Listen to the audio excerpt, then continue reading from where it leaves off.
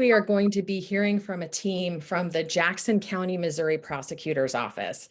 And we are very pleased to have Michael Mansur, who is the Communications Director, and Joseph Cho, who's a data analyst.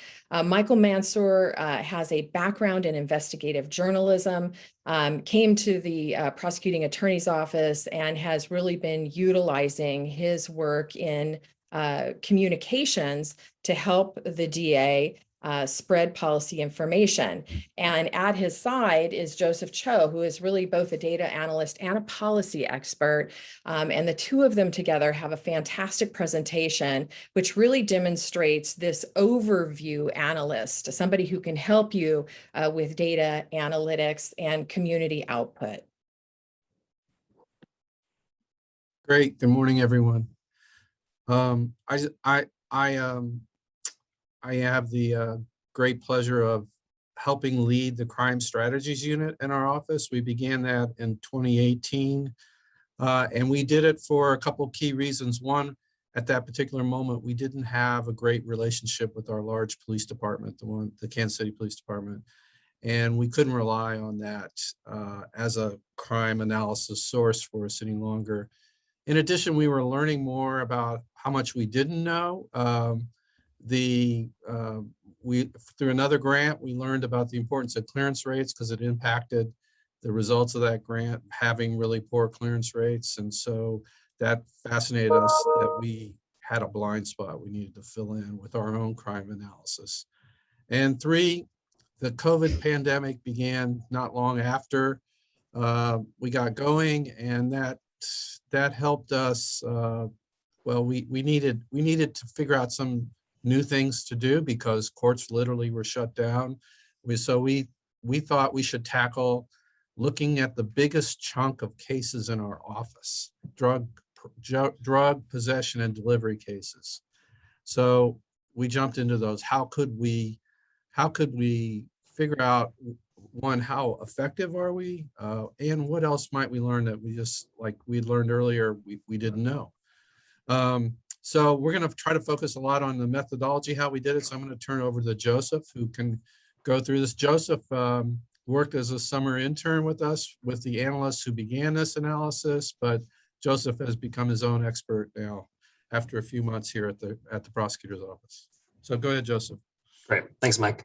So at the time that we were beginning this analysis, which was around late 2020, these are the types of numbers that we were looking at. So as you can see here in light blue, lead drug charge cases made up a remarkable percentage of the cases that we had received from the Kansas City Police Department, which is our primary and largest law enforcement agency in the county. And in fact, from 2017 through September 2020, lead drug charge cases, which totaled a little under 4,500 cases, 4,436 to be exact, made up just under 1/3 of all the cases that were being referred to us by the KCPD. And so comparing lead drug charge cases with other commonly referred cases from the KCPD, which here we have just juxtaposed with the other top 10 lead charge categories, drug cases clearly blow the competition out of the water. And as such, our office's filing rates fall into a similar pattern, which you can observe on the right. So clearly, drug-related cases make up a significant portion of the cases that we receive in each total year. To better understand this, we relied on probable cause statements as a critical source from which we extracted our data. I'm sure many of you guys have worked with or have at least seen a probable cause statement before, but here is a redacted probable cause statement of one of the 4,436 drug cases that we received from the same time period. So to summarize, what we know from this piece of statement is that officers were on patrol on the afternoon of December 20th when they identified an individual, a white female who they knew had a felony warrant for burglary. She was arrested and found to have a substance that was eventually ID'd as meth, to which she admitted to be in possession of, et cetera, et cetera. So codifying an individual PC statement into readable data for us to further study seems pretty easy, right? The problem is, how do we do that for all 4,436 cases? So our approach to data collection was twofold. Of the 4,436 total drug-related cases that were referred to our office from the Kansas City Police Department, we developed a Python program that would execute first an automated review of all lead drug charge cases. I'm not going to go into the code line by line because that would just take way too much time, but I do want to illustrate our process just to give you guys an idea of what we did and we're able to do with Python. So for the automated review, we use a Python library called Selenium to automate a process that would search up every lead drug charge case in our case management system, Carpel, and download their corresponding electronic case files, which then we could find the PC statement. And our PC statements, which traditionally come in PDF files, had to be converted into text files for readability, which we did through another library called OCR-MyPDF. And finally, we directed our program to look for specific keywords, as you observed in our previous example PC statement, to finally begin that data collection. But because PC statements can be hard for computers to read and turn into data on their own, we also went ahead and collected data by selecting a random sample of the 4,500-ish lead drug charge cases. To be specific, we randomly selected 20% of cases reported in 2017 and 2019, which we manually then reviewed one by one for relevant criteria so we can compare how our office was handling drug cases over that 2-year period. So before we move ahead into our findings, I also want to highlight what tools we use for this project. Well, some of the software that we use, and I'm sure you guys use, is licensed out. I also wanted to underscore that a lot of this work that we did was done on software that is actually free. I would highly recommend Python to any crime analyst here. I'm sure many people have heard of Python or R or other related programs that are really handy for data analysis, data collection, data cleaning, because there's really nothing that you can't do with Python. It's open source, free to use, and it's home to a plethora of libraries. You can kind of think of Python as a tool belt, and libraries as specific tools you put in your tool belt that can facilitate data collection, cleaning, and analysis. So with a random sample, we categorized each case into one of 3 categories. Possession cases, when officers stop an individual for whatever reason and happen to find narcotics upon that search. Buy bust cases, when detectives go undercover and make narcotics purchases to eventually have that dealer be arrested. And finally, interdiction cases, in which officers intercept narcotic shipments bound for other jurisdictions. And from 2017 through 2019, we see a similar breakdown of lead drug charge cases, with the majority of those cases coming from drug possession incidents.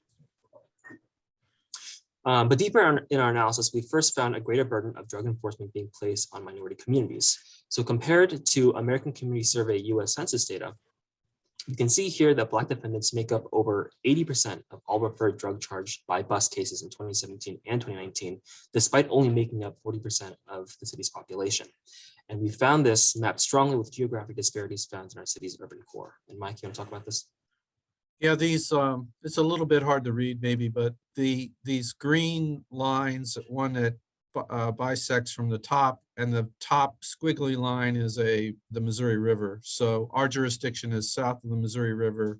Kansas City spreads over primarily three counties. 2 of them are north of the river, north of the Missouri River, and our jurisdiction south of the river, where also the violence is concentrated. You see the pink dots are violent crime, drug cases, but if you also mapped violent crime in our city, you would find a very similar pattern. And the north-south green line that cuts through those dots is Troost Avenue, which is the traditional bisection of the city for real estate and other purposes. Blacks did not normally live on the west side of that street. That's historic. That's not the way it is today, but still it has great impacts on the violence concentration in that community east of Troost. Great. Additionally, we found that our data challenged the conventional perception of the so-called drug violence nexus, or a close connection between drugs and violent crime. So looking at lead drug charge possession cases from 2017 and 2019, an overwhelming percentage of those cases did not recover any type of firearm. And likewise, we conducted a social network analysis, which found that drug offenders from referred cases in 2019, of those offenders, only 25% had incurred a violent or a gun-related charge in the past. And finally, our data findings revealed glaring ineffectiveness in how we enforce these crimes. So in 2017, a lead drug charge by bust case took on average longer than 1 year to simply get filed by our office. And while we did see remarkable improvement in that time from incident to case filing in 2019, 2 years later, we see that once a case enters the court system, we don't really see enforcement bringing the results that we had expected. So here, of the nearly 100 received lead drug charge interdiction cases in 2017, only one case led to a sentencing that had gone for more than a year. So now Mike will talk about how our data findings informed our office and shifted policy. Right. So maybe most surprising to us was the racial disparities were not good, but that lack of a violence nexus for many, especially even for BIBUS, was surprising. But we knew we had to fashion a new policy, a new direction for the office. So essentially, we informed police and we presented it to their police board. We also talked to commanders quite a bit while we were doing this analysis and trying to share the information with them. But again, we didn't have a great relationship at that time. I think we're a little bit more appreciated now for this than we were then, but it's a difficult message to give them that their traditional practice of focusing on where the most violence was and looking for drug cases there just wasn't producing anything effective in the way of enforcement. So we fashioned a new policy of, we want to see cases that have a connection to violence. Of course, we want someone who is involved in violence and also drugs. And we wanted to be able to respond to community. If there's a drug house that's disrupting a street, obviously we need to take action on that. We want to know about those. We presented our findings. As I said, we began a community board that began talking to the community about these findings, and we heard nothing but ratification that they too felt over police for this sort of ineffective drug enforcement cases, and they felt because of poor clearance rates confirmed that they also felt that they were under police when it came to the violent crimes. There's some new efforts going on now through a focused deterrence effort. So it's had some impact, this community and also the data, in kind of changing the way law enforcement community looks at this.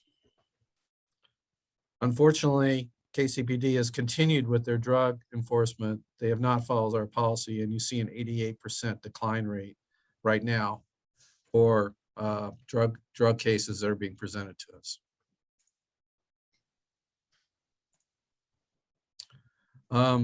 This chart shows you the Kansas City homicides, and the last 5 years have been nothing short of abysmal in terms of seeing a great spike in violent crime. Not that homicides is the best way to measure it, but Joseph? Yeah, so besides the project, we also have other data projects that we've been pursuing. We have dashboards that we have recently constructed and are continuing to maintain to not only get a better idea of the numbers that are going on through our criminal justice system, but also to establish community transparency with people who are curious about the data that we're looking at. So we have a case process dashboard, which is all publicly accessible to you guys that you can go to with the link below. We also have a gun violence dashboard that tracks non-fatal shootings and homicides on a weekly basis. And we also release annual reports on much of the data that we are tracking in our dashboards.